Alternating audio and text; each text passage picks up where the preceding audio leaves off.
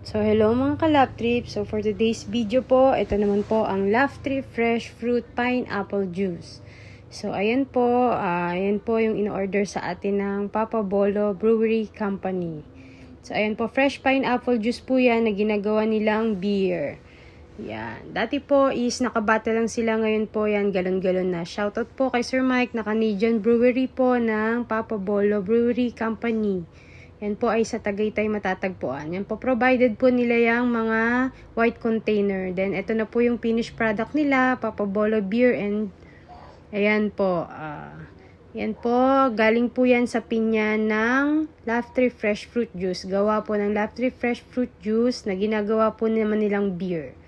So, ayan po ang kanilang finished product. Nakakan na po. Ayan, beer po yan na galing sa fresh juice. Pinya Niña po ang Pinya Niña Pineapple Beer. Yan po matatagpuan sa Tagaytay. Fresh beer. Malapit po yan sa Sky Ranch mga ka-Love Trip. Thank you po. Thank you for watching. Bye-bye.